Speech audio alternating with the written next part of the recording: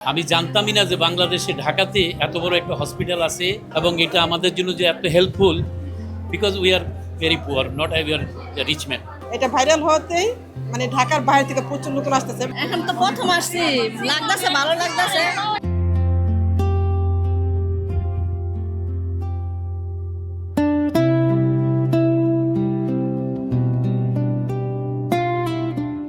রাজধানীর মিরপুরে অবস্থিত হোমিওপ্যাথিক মেডিকেল কলেজ হাসপাতাল অন্য সরকারি হাসপাতালের মতো এখানেও সরকারি খরচে মেলে চিকিৎসা আর ওষুধ পাওয়া যায় বিনামূল্যে। তবে দীর্ঘদিন ধরে প্রতিষ্ঠানটি সম্পর্কে কোনো ধারণাই ছিল না অনেকের।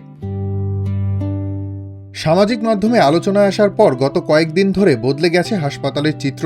সকাল থেকেই হাসপাতাল জুড়ে দেখা গেল রোগীদের দীর্ঘ সারি। শুধু রাজধানী নয়, দেশের বিভিন্ন প্রান্ত থেকেই এখন চিকিৎসা নিতে আসছে বিভিন্ন শ্রেণী পেশার মানুষ। আমি এখানে কখনো আসিনি, প্রথম আসলাম আর কি। আর আমি এটাকে মোবাইলে প্রথম পাইছি, যেটা পাই আমি গত সপ্তাহে আর কি পাইছি, আমিও শেয়ার করছি এবং আজকে আমি আসছি এখানে।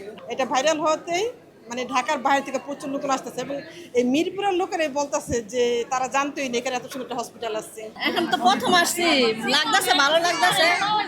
আইসি মনে করি নিয়ম কারণ ভালো শুনছি, ওষুধও বলে ভালো কাজ করে। মানে যদি দেখি আমরা চিকিৎসা করে যদি ওষুধ ভালো কাজ করে, তাহলে আমরা আসছি, আমাদের সাথে আবার অন্যজনরা আসবো। আমরা মোবাইলে দেখছি, মোবাইলে দেখে মিডিয়ার মাধ্যমে আসি। অ্যালোপ্যাথি চিকিৎসার পাশাপাশি দেশের রোগীদের অনেকেই ভরসা রাখেন হোমিওপ্যাথি চিকিৎসার ওপর। তবে ওষুধের চড়া মূল্যের কারণে এখন অনেকেই ছুটে আসছেন এই হাসপাতালে। আমি জানতামই না যে বাংলাদেশে ঢাকাতে এত বড় একটা হসপিটাল আছে এবং এটা আমাদের জন্য যে এত helpful, because we are very poor, not we are rich man. ওই প্রধানমন্ত্রীর কাছে এটা অনুরোধ করব যে উনি যেন স্পেশালি এই হাসপাতালের দিকে যেন টেক কেয়ার করে। কিন্তু ওষুধের অনেক দাম, এই জন্য এই জায়গায় আমার আসা। সিরা তো লোক তো অনেক, এখন তো আমরা আজকে যাবার পারবো কি না পারবো এটাই শুনবো। প্রশ্ন উঠেছে, ঢাকা শহরের প্রাণকেন্দ্রে 1996 সালে প্রতিষ্ঠিত এই হাসপাতাল সম্পর্কে মানুষ কেন এতদিন জানত না। তবে হাসপাতাল কর্তৃপক্ষের দাবি, সম্প্রতি রোগীর চাপ বাড়লেও এর আগে প্রতিদিন প্রায় কয়েকশো রোগী সেবা নিতে আসতো এখানে।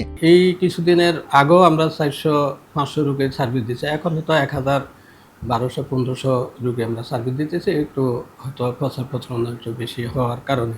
দীর্ঘদিনের নিয়োগ জটিলতা সহ বেশ কিছু কারণে হাসপাতালটি মানসম্মত সেবা দিতে পারছে না বলে মনে করছেন সংশ্লিষ্টরা। 9-10-এর পরের থেকে আস্তে আস্তে নিচের দিকে যেতে থাকে, যখন সিনিয়র ডাক্তাররা এলপিআরে যেতে থাকে, অনেকে মারা যান, অনেকে এই পদগুলো যখন খালি হয়, এই পদে আর হোমিওপ্যাথিক ডাক্তার নিয়োগ না হয়, তখন এই শূন্য পদগুলো যখন পূরণ না হয়, আস্তে আস্তে হচ্ছে কি আমাদের শিক্ষার মান যেমন আমরা আগের মতো ধরে রাখতে পারিনি। কলেজের শিক্ষার্থীরাও জানালেন হতাশার কথা। পড়াশোনা শেষ করে চিকিৎসক হিসেবে নিয়োগ না পেয়ে পেশা পরিবর্তনে বাধ্য হচ্ছেন অনেকে। এতে দেশের হোমিওপ্যাথি চিকিৎসার সম্ভাবনা নষ্ট হচ্ছে বলে অভিযোগ তাদের। আমরা যে প্রতি বছর এখান থেকে এতগুলো গ্র্যাজুয়েট ডাক্তার বের হচ্ছে, তো সেই তুলনায় আমাদের নিয়োগ নেই। সরকারি যে চাকরির যে ব্যবস্থা, আমাদের নিয়োগ হয় না রেগুলার।